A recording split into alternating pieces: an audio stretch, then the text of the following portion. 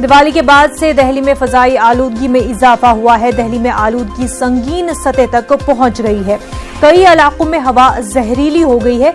AQI 500 से 700 के दरमियान पहुंच गया है, जिसकी वजह से सांस लेना दुश्वार हो गया है। दिल्ली हुकूमत ने सभी स्कूलों को हेल्थ इमरजेंसी के दरमियान 5 नवंबर तक बंद रखने का हुक्म जारी किया है। वहीं 5 नवंबर तक तामीराती काम पर भी रोक लगा दी गई है। लोधी रोड से हमारे नुमाइंदे प्रियंका ने एयर क्वालिटी इंडेक्स का जायजा लिया।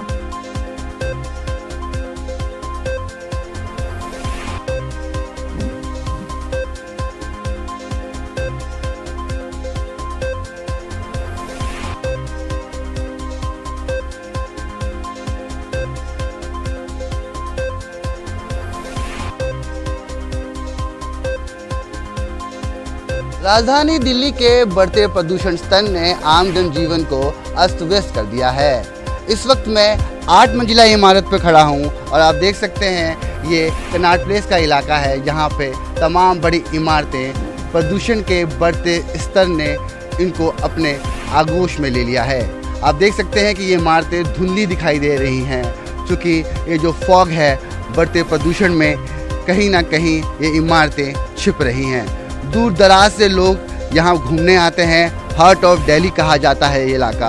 और आप देख सकते हैं कि जिस तरह दिल्ली सरकार ने हेल्थ इमरजेंसी घोषित कर दी गई है, स्कूल बच्चों को छुट्टी दे दी गई है और तमाम स्कूल दिल्ली के बंद हैं।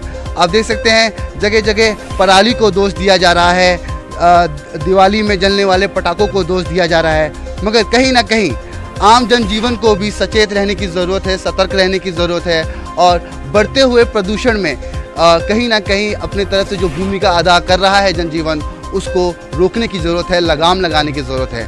कहीं ना कहीं मास्क बांटे जा रहे हैं, लोगों को ये नॉलेज दी जा रही है कि आप प्रदूषण से अपने आप को किस तरह बचाएं, क्योंकि गैस चैम्बर ने इस पूरे इलाके को आप देख सकते हैं कि कहीं ना कहीं कब्जा कर लिया है। अब देखना ये होगा कि आने वाले समय में प्रदूषण का ये बढ़ता स्तर कब घटता है और आम जनजीवन को कब राहत मिलती है। कैमरा पर्सन कार्तिक के साथ मैं रवि कुमार मिश्रा, न्यूज़ 18 नई दिल्ली।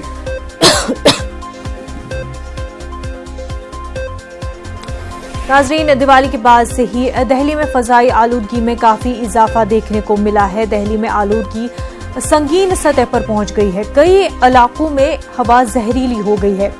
AQI 500 से 700 के दरमियान पहुंच गया है, जिसकी वजह से सांस लेने में दुश्वारियां हो रही है।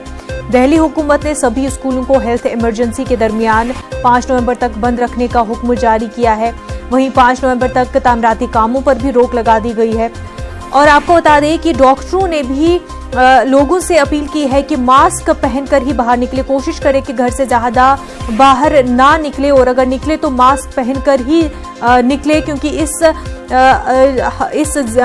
जो आलूदगी अभी वहाँ पर इंडेक्स इतना बढ़ गया है एयर क्वालिटी का, उस वजह से सीधा असर जो है सेहत पर पड़ रहा है और काफ़ी बुरा असर पड़ रहा है।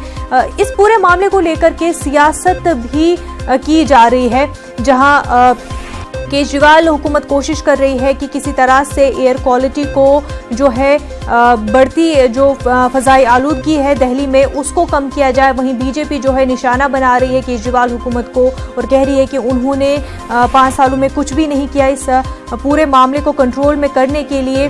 साथ ही पीयूष गोयल धरने पर भी बैठे थे और साथ ही साथ उन्होंने लोगों से अपील की थी कि वो जितना खुद से हो सके कोशिश करे कि इस तरह से फजाई आलूदगी को कम किया जा सके, लेकिन हुकूमत पर दबाव बनाए कि वो भी कुछ काम कर ले, ऐसा पीयूष गोयल का कहना था।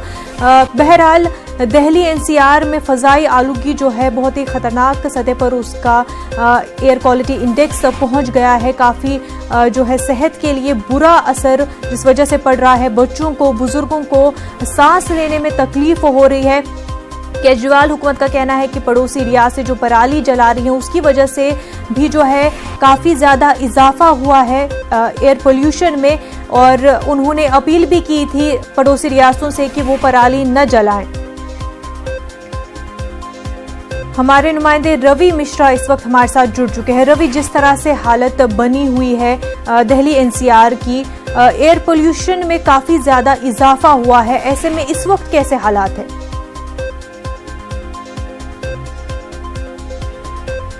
बिल्कुल मुनव्जा बता देना चाहूँगा कि दिल्ली का जो जनजीवन है वो अस्त व्यस्त हो चुका है पॉल्यूशन को देखते हुए। जो पॉल्यूशन का जो बढ़ता स्तर है बीते पिछले कुछ दिनों में, चाहे वो पराली का कारण हो या फिर दिवाली के कारण, जो पराली के जो मुख्य रूप से जो अन्य राज्यों में पराली जलाई जा रही है, जो भी कारण हो, मगर जो दिल्ली का प्रदूषण स्तर है वो बढ़ता जा रहा है और लोगों को परेशानी हो रही है, लोग घर से निकल नहीं रहे।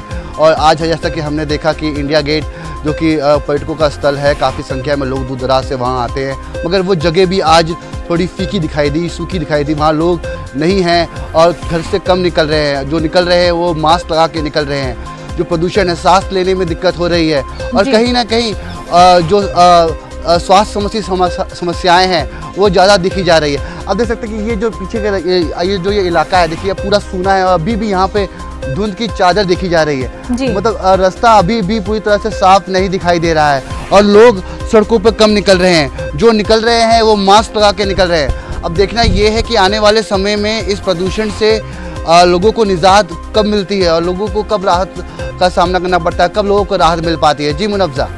रवि, जिस तरह से हेल्थ इमरजेंसी का ऐलान भी किया गया था, कई सारे जो इकदाम उठाने का जो है ऐलान किया गया था, शुरुआत हो चुकी है उस चीज़ की और लोग जो है उन एडवाइजरी को फॉलो कर रहे हैं।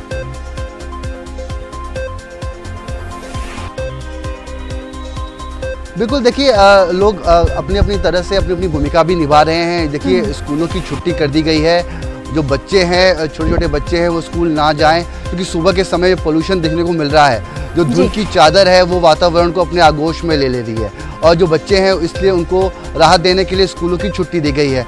हेल्थ इमरजेंसी घोषित कर दिया गया है, लोग मास्क लगा कर निकल रहे हैं और जगह जगह मास्क वितरण भी किया जा रहा है। अलग अलग जगह से लोगों को मास्क उपलब्ध कराया जा रहा है, फ्री में मुफ्त में ये मास्क लोगों को मुहैया कराया जा रहा है ताकि लोगों को प्रदूषण से समस्या कम सामना करना पड़े और लोगों को राहत मिल सके। अब देखना ये है कि आने वाले समय में बरसात होती है या फिर किसी अन्य तरीके से प्रदूषण के बढ़ते स्तर को गिरावट की जा सकती है और लोगों को राहत दी जा सकती है। बिल्कुल रवि, और हम सबको भी कोशिश करनी चाहिए कि किसी तरह से जो है अपने एनवायरनमेंट में, अपने आसपास में जो है एयर पोल्यूशन में बढ़ावा न होने दे, जितनी कोशिश कर सके कम करने की उतना करे। साथ ही साथ गवर्नमेंट जो है वो इकदाम कर ही रहे और उम्मीद करते हैं कि इससे भी ज़्यादा जो कुछ इकदाम कर सके वो किए जाए ताकि लोगों पर जो है कम से कम असर इस एयर पोल्यूशन का हो। बेहद शुक्रिया रवि आपका।